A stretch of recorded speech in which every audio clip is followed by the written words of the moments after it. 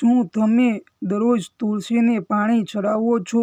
પરંતુ શું તમને ખબર છે કે પાણી ચડાવતી વખતે એક પવિત્ર મંત્રનું સ્મરણ કરવાથી પૂજાનું ફળ વધુ શુભ માનવામાં આવે છે?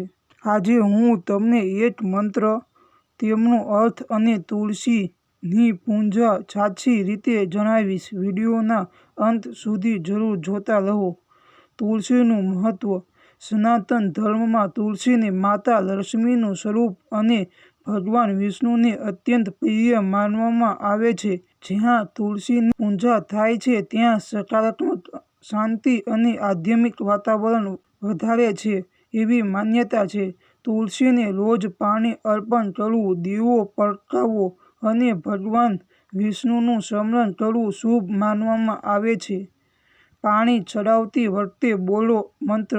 પાણી અર્પણ કરતી વખતે આ મંત્ર બોલી શકો છો. આ મંત્રનો અર્થ: હે તુલસી માતા, તમે ભગવાનનો પ્રસાદ આપનારી, સૌભાગ્ય વધારનારી અને દુઃખ સંકટ દૂર કરનારી છો. તમને મારા વારંવાર નમસ્કાર. જો આ મંત્ર યાદ ન રહે તો ભક્તિપૂર્વક ઓમ નમઃ ભગવતે વાસુદેવાય અથવા ઓમ નમો નારાયણ મંત્રનો જાપ પણ કરી શકો છો. તુલસીને પાણી કેવી રીતે ચડાવવું? સવારે સ્નાન કર્યા પછી સ્વચ્છ મનથી પૂજા કરો. તાંબાના અથવા સ્વચ્છ વાસણમાં પાણી લો. ધીમે ધીમે મૂળ પાસે પાણી અર્પણ કરો. પાણી ચડાવતી વખતે ઉપર જણાવેલ મંત્ર બોલો. શક્ય હોય તો ભગવાન વિષ્ણુનું સ્મરણ કરો. અંતમાં તુલસીને પ્રણામ કરો. આ વાતોનું ખાસ ધ્યાન રાખો. રવિવારે ઘણી પરંપરાઓમાં તુલસીને પાણી ચડાવવામાં આવતું નથી. તમારા પરિવારની પરંપરાનું પાલન કરો. એકાદશીના દિવસે પણ ઘણા વૈષ્ણવ પરિવારોમાં તુલસીને પાણી ન ચડાવવાની પરંપરા છે. રાત્રે તુલસીને સ્પર્શ કરવાનું ટાળો. શું મંત્ર બોલવાથી બધી ઈચ્છા પૂરી થાય છે?